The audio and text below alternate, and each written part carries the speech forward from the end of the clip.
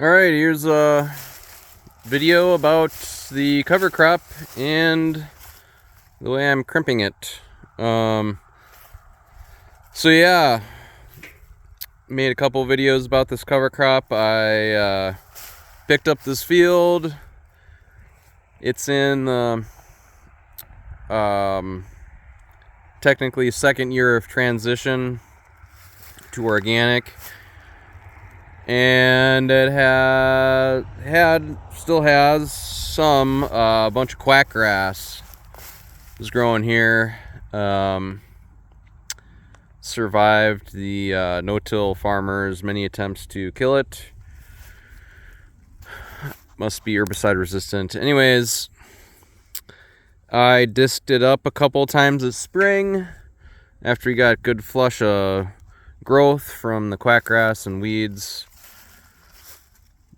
Disked in a couple times, a nice cover crop of weeds, and then in mid-July I came in and planted sorghum sudan, sunflowers, mustard, buckwheat, sun hemp, a little bit of flax.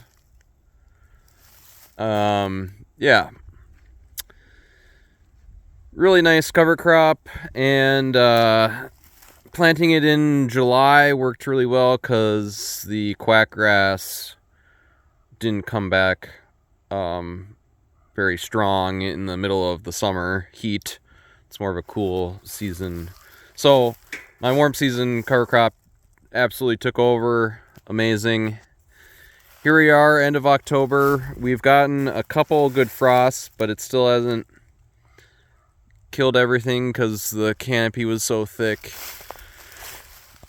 Even sorghum sudan stems have green in them still, even though it got down to like, I don't know, mid-20s one night for a while. Anyways, here we are. I decided to wait as long as possible to flatten this stuff, just so the quackgrass didn't get some time in the sunshine in the fall to come back and whatnot, and also give some habitat to animals for as long as possible. It's kind of a bummer. There's a lot of little birds and pheasants and bunnies and stuff living in here, but I want to get it on the ground so that we can get the most nutritive value to the soil as possible. I guess my concern leaving it up all winter is it's just gonna lose all of its nitrogen and whatnot and just turn into carbon, which actually kind of makes stuff a little bit hard to grow the next year. This stuff, it's not, and this is shorter here, like we're on a sandy, gravelly knoll here. A lot of this stuff was 6 to 7 foot tall, and it knocks down quite easily.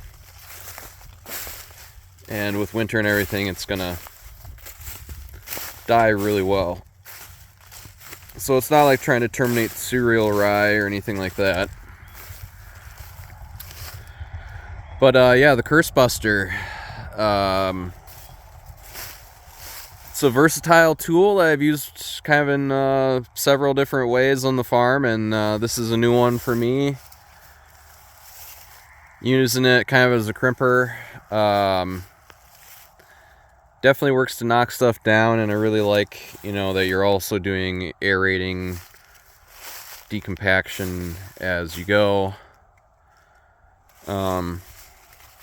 In the past, I have used this to crimp rye, and you have to use the harrow on the back to do that. And the harrow fills up with cover crop. But even after it's filled up with debris, I have been able to use it, still turns and whatnot, and But that's kind of hit or miss. That worked 1 year, and then I kind of did it another year, and they would gum up to the point where they would stop turning, and then it doesn't crimp the rye. But when it is working, works quite well. But obviously, you're set up for collecting cover crop, and yeah, it was kind of weird. Like one time that worked out okay. Another time, it was kind of a big mess, and I had to kind of abort that plan. Anyways, yeah. But for this, something that's, you just need to knock it down. Works great. So, yeah. And, loosening up the soil, it's gonna get the microbial activity going a little earlier in the spring, and it, depending on the angle you put on the tine gangs, it can throw just a little bit of dirt too. When it hits a rock, it'll kind of make a gouge or whatever, but this is just from the tines spinning.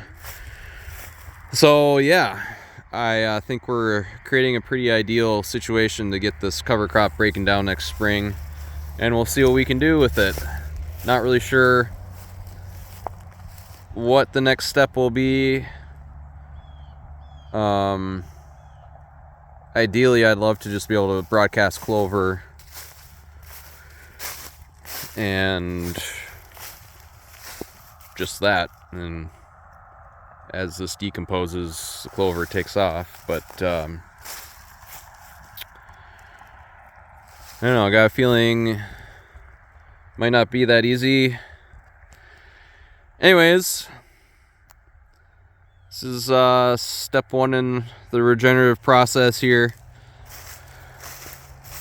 We got 1 more year of transition next year, and then the year after next, I'm actually going to be able to plant a crop. And by the time harvest rolls around, this land will be organic, and that's all you need is for the land to be organic before you harvest. So year after next, we'll be able to plant. So the idea is next year, get a nice stand of clover going here, one way or the other, and year after next, plow it down in the spring, plant corn. So yeah, getting around the ground to decompose while it's still green somewhat, and full of those delicious goodies the microbes like. My apologies to the birds. There's other places you can hang out, plenty of brush. So all right, there you have it. The fanciest crimper you ever seen.